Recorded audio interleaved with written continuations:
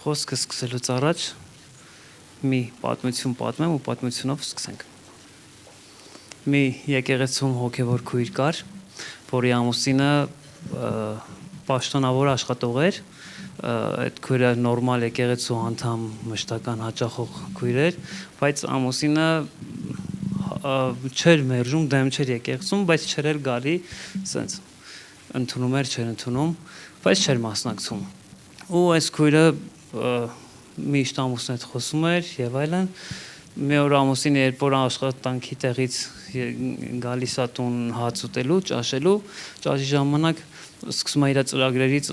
ներկայացնել, թե սենց ծրագրեր ունեմ, սենց բաներ ունեմ անելու, կինն ասում է, եթե Աստված հաջողի, կստացվի։ Եթե չէ, այ կինն ասում է, դե Աստծո հաջողությունը ինչ կարում եմ, ստացվում է, չեմ կարում, իմ բաշարքից է կախված, ասում է, չէ, եթե Աստված հաջողի, կստացվի։ Եթե չհաջողվի, չի ստացվի։ Նորից սկսում է բորբոքվել, հիմի ճաշը դեմս դրած է, գտալով վերցնում եմ, հիմի Աստված պետք է հաջողի, որ ուտեմ։ Ասում է, հա, եթե Աստված չհաջողի, չես ուտի։ Այդ պահին դուռը ծեծում են, ասում է, դուռը բացեք, տեսեք ով է, երեխեն գնում է, դուռը բացում է, դիմակավորված մարդիկ մտնում են ներս, այս մարդու թևերը ոլորում են, տանում են, ներքին անվտանգության ծառայողներն են լինում, պարզում է աշխատավայրում ինչ-որ անօրինական գործունեություն արվել, ինքն էլ է դրա մեջ մասնակից եղել, տանում են,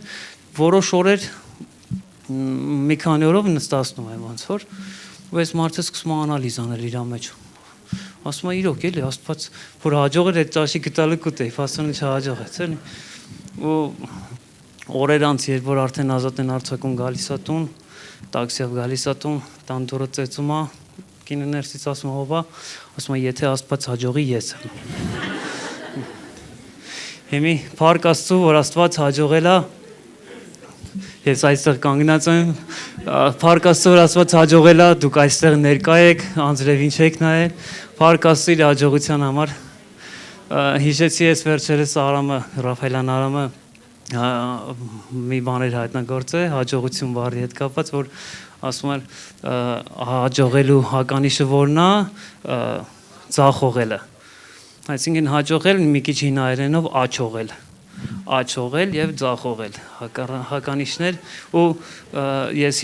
հիշեցի Աստվածաշնչյան խոսքը, որ Աստված ասում է մի օր կլինի, որ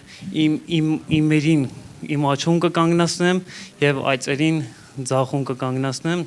ու աչուն կանգնողներին կասեմ եկեք իմ օրդնյալներ դուք իմ աչակողմյանն եք աչողվածն եք իսկ մյուսներին կասեմ դուք ձախողվածները գնացեք հավիտյան կորս կրակի մեջ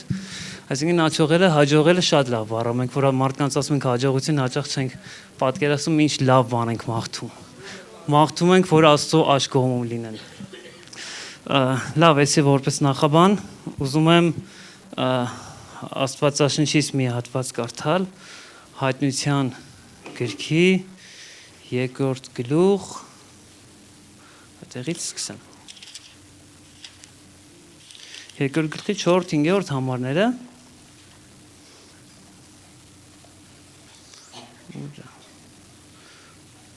բայց քեզ դեմ մի բան ունեմ որ քո առաջվա սերը թողել ես միտքդ բեր հիմա որտեղից ընկար ու ապաշխարիր եւ քո առաջվա գործերը արա եթե ոչ շուտով կգամ քո մոտ ու քո աշտանակը իր տեղից կշարժեմ եթե չապաշխարես այս մասին մի անգամ եմ խոսքի մեջ խոսացել բայց էլի ստեղից սկսեմ գնանք մի ուրիշ տեղ ասում է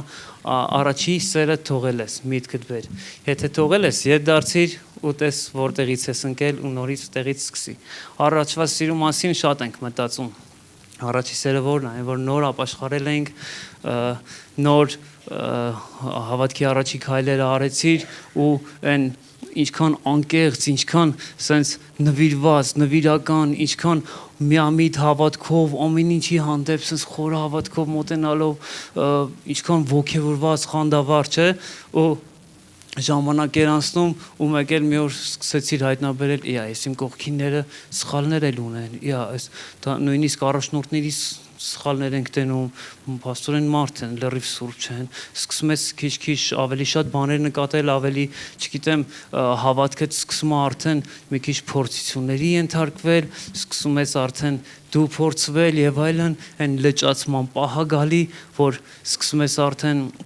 մի քիչ ոնց որ երկինքը մի պահ փակվի Աստծո ներկայությունը կորցնեց եւ այլն միացած դժվարություն ա գալի ու հենց այդ ժամանակ սատանան սկսում է հարցակումների ենթարկել քո հավատքը որ կոտրի ինչքան հնարավոր է ցավոք սրտի այդ ժամանակ մարդիկ են լինում որ հետ-ընթաց են կատարում գնում են ու ընկնում են փոսը կամ կորցվում են բայց փառք Աստծո մարդկանց համար որ պինդ են մնում իրենց տեղում, որ չեն տրվում զգացմունքներին, այլ գիտակցաբար իրենց հավատքը նորոգում են, իրենց այդ սերը նորոգելով պահում են, որ առաջ գնան ու այդ մարդը, երբ որ այդ փորձությունը անցնում է, մենք բոլորս մեկ էլ հայտնաբերում ես, որ մի մակարդակ բարձր ես, բարձրի վրա ես, բարձրացել ես ով է այս մակարդակը լրիվ ուրիշ է, ստեղից արդեն նոր տեսակ դաշտ է բացվում, ստեղից արդեն նոր օրհնություններ է, օրհնությունների ձևն էլ ուրիշ, Աստծո ներկայությունը մի ուրիշ ձև ենք զգում, ավելի բաց, ավելի ազատ, ավելի մեծ դիապազոնով, մեկ էլ ստեղ արդեն դժվարությունը ավելի ուժեղ դժվարություն է, արդեն ավելի բարդ դժվարությունների մեջով ես անցնում, ավելի խորը լճացում եւ այլն, ու սենց մակարդակ մենք վարձանում ենք հոգեոր կյանքում ու շատ կարևոր է որ երբ որ փորձության լճացման վիճակի մեջ ես լինում գիտակցաբար հասկանալով քո առաջի սերը նորոգես գիտակցաբար քո միտքը աշխատացնելով նորից առաջ գնաս Աստծո մեջ նորից քեզ պինդ պահես Աստծո մեջ ու ավելի հաստատուն ձևով առաջ շարժվես ոմանք հիշում են այդ առաջի այդ հոգևոր մանկությունը ոնց որ մենք ֆիզիկական մեր անհոգ մանկությունը հիշում ենք երանությունով նույն ձևի հոգևոր մանկությունը հիշում ես երանությունով ոմանք սկսում են մեղադրել են մարդուն որ ում պատճառով որ առաջի սերը սկսել է տկարանալ սկսել է սառել մարել բայց փառք Աստծո մարդկանց համար որ պինդ գիտակցելով պինդ կանգնել իրենց տեղում քամիներին չեն նայում այլ առաջ են շարժվում պետք է մենք սկզբից մեր կյանքի սկզբում խոստում ենք տվել Աստծուն, խոստացել ենք, որ մինչև մեր կյանքի վերջ հավատարիմ ծառայել։ Պետք է այդ խոստումը հիշել, հավատարիմ մնալ այդ խոստմանը ու այդ խոստումը պինդ բռնած առաջ շարժվել։ Որպեսզի հաջորդ փուլն էլ անցնենք, հաջորդ մակարդակներն էլ անցնենք։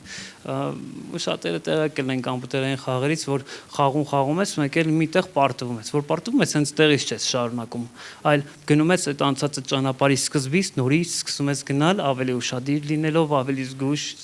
զգոն լինելով։ Նույն ձևով Աստված այս հայտնության գրքում, երկրորդ գլխում ասում է, տես ուշադրություն դարձրել, որտեղից ընկար, որտեղից սկսեցի շեղվել ու հետ դարձի ու տեղից ավելի ուշադիր ձևով սկսի քո ճանապարհը։ Շնորհակալ ենք Աստծուց, որ հնարավորություն ունենք սխալներ ուղղելու ու նորից շտկելու։ Շատերը այստեղից գնալուց, այս երկրի վրայից գնալուց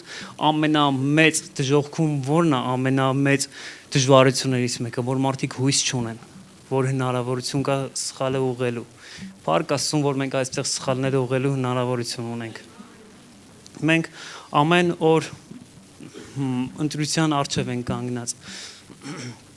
որը ընտրել։ Ամեն օր մենք հոգևոր կռվի, հոգևոր պատերազմի մեջ ենք։ Ամեն օր մեզ առաջարկվում է երկու ծրագիր։ Աստված իր ծրագիրը ունի,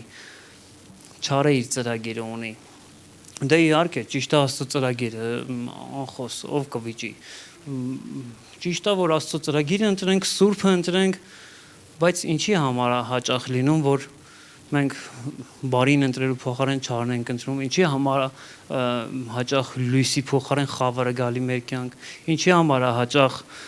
չգիտեմ, սրբությունը թողում ենք, պիղծ ենք ընտրում, ախր պարզ է, որ Աստված է ճիշտը, բայց ինչի ենք հաճախ ընկնում։ Եկեք սա լուսաբանող մի համար էլ կարդամ, Ծննդոց գրքի 3-րդ գլխի 6-րդ համարը։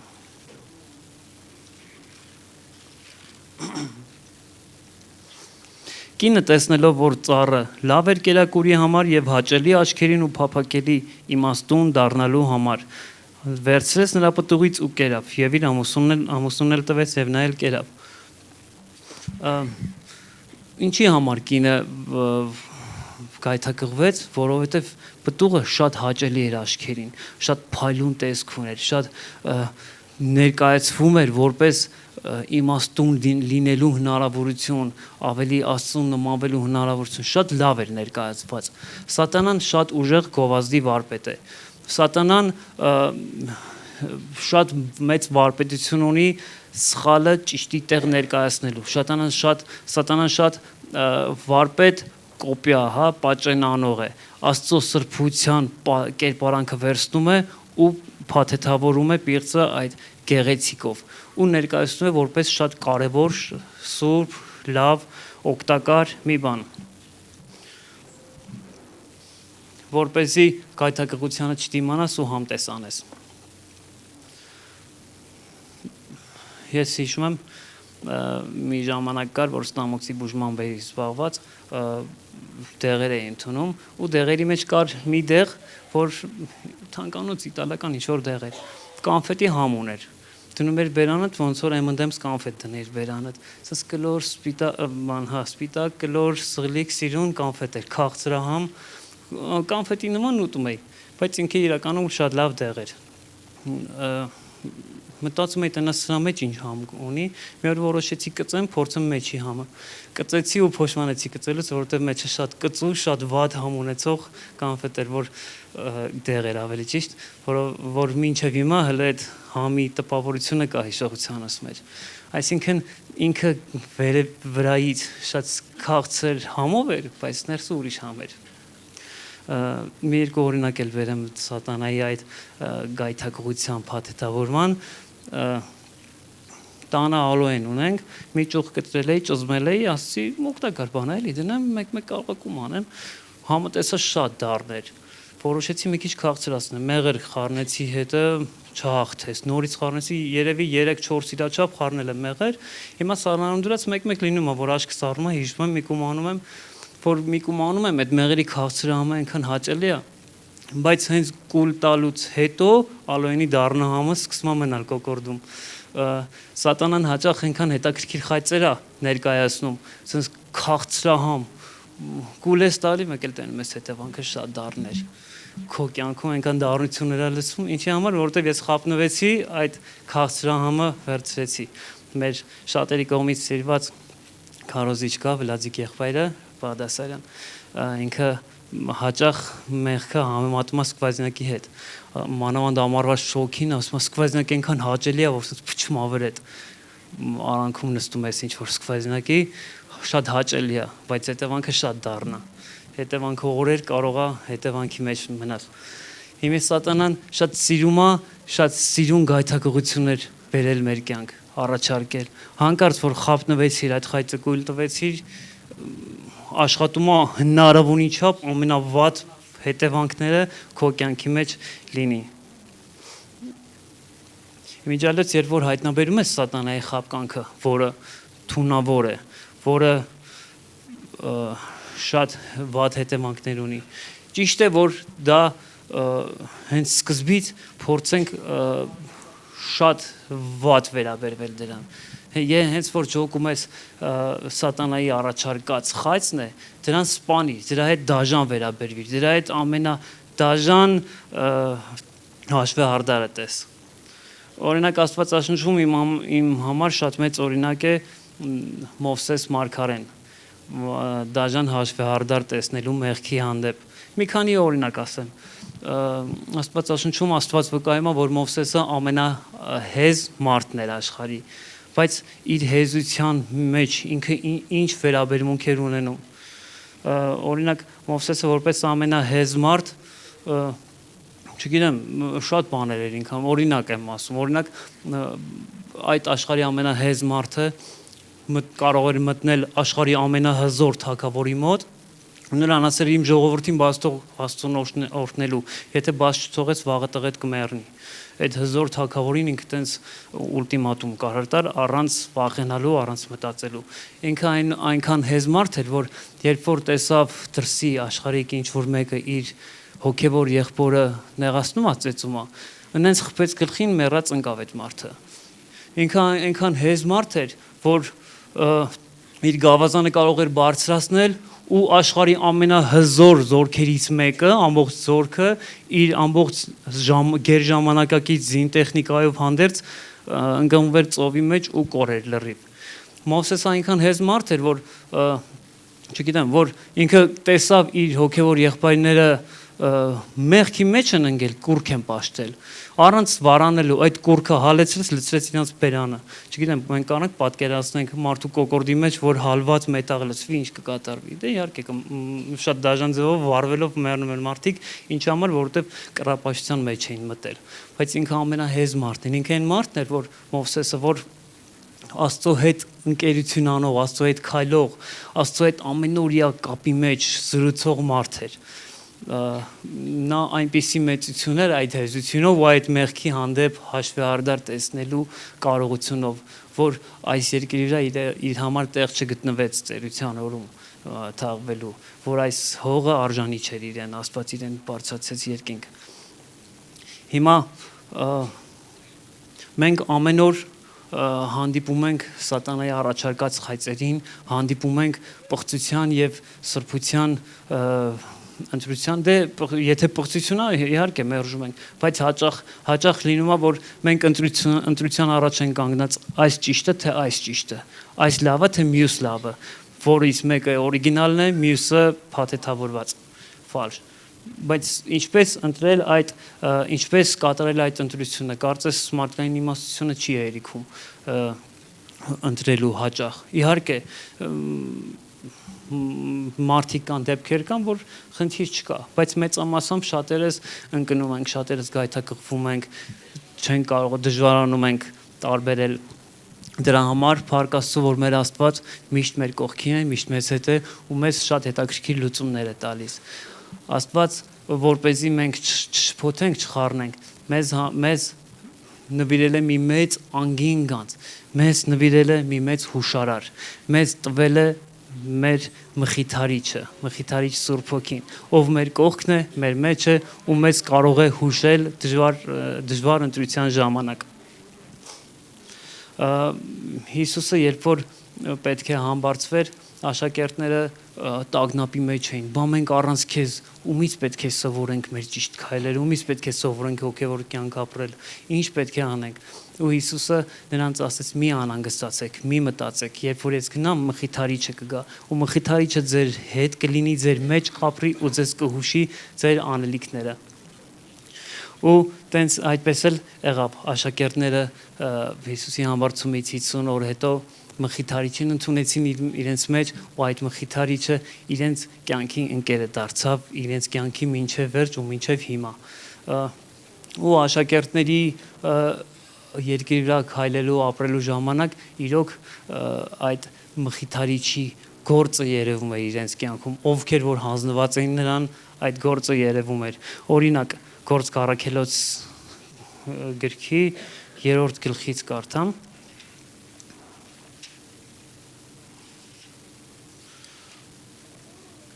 3-րդ գլխի առաջին 3 համարները։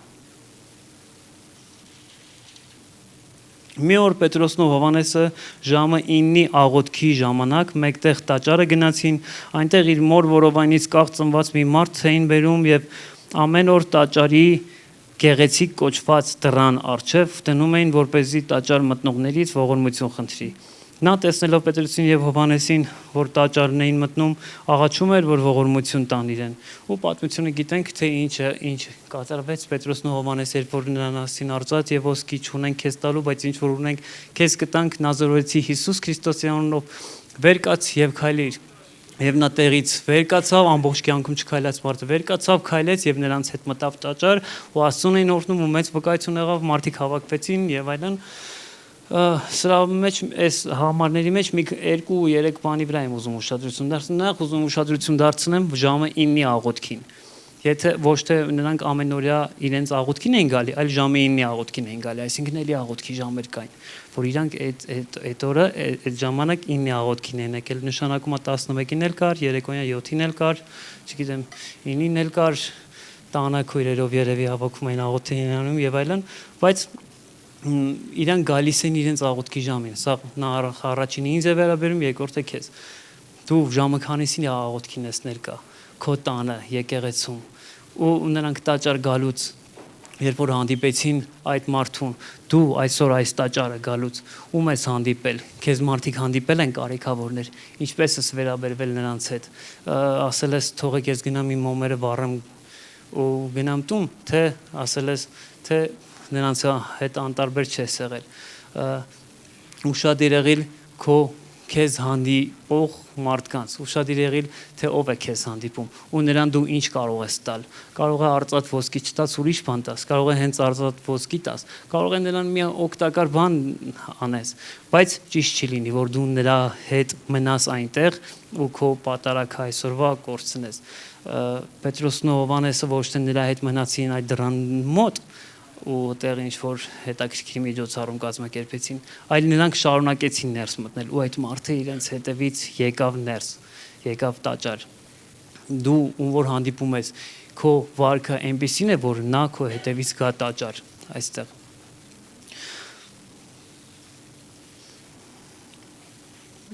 Այդ մարդը վեր ցատկելով քայլեց ու նրանց հետ տաճարը մտավ։ Աշխատիր, որ քեզ հանդիպողը քո հետևից տաճար գա։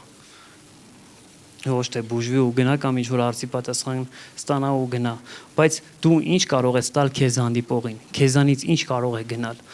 Ավելի լավ է քեզանից ինչ որ բան կտրես տաս նրան, քան ինչ որ բան կորցնես երկնքում, որովհետև նրա տվածը երկնքում կգտնես։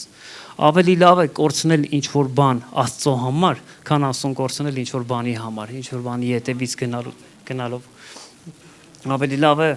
մեկ աչքով կամ մեկ ձեռքով երկինք մտնել, կան ամբողջ առողջ մարմնով դժոխք գնալ։ Ուզում ես քո անունը երկնքում հնչվի։ Ուզում ես քո անունը երկնքում ուշադրության արժանանա։ Հենց այս պահին մեղավորներից մեկին փրկության բեր։ Ուզում ես որ հրեշտակները նայեն քեզ ու ցնծալով, բարելով ուրախանան քո մասին մի քանի հատ էլ երգ գրեն։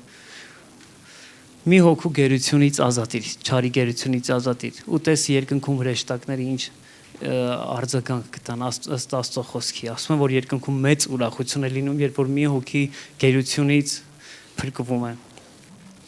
Հիմա կասես, չէ, Այրան ջան, ես ինչ ես խոսում, ես որ այդ շատ բարձր բաները, էդի շատ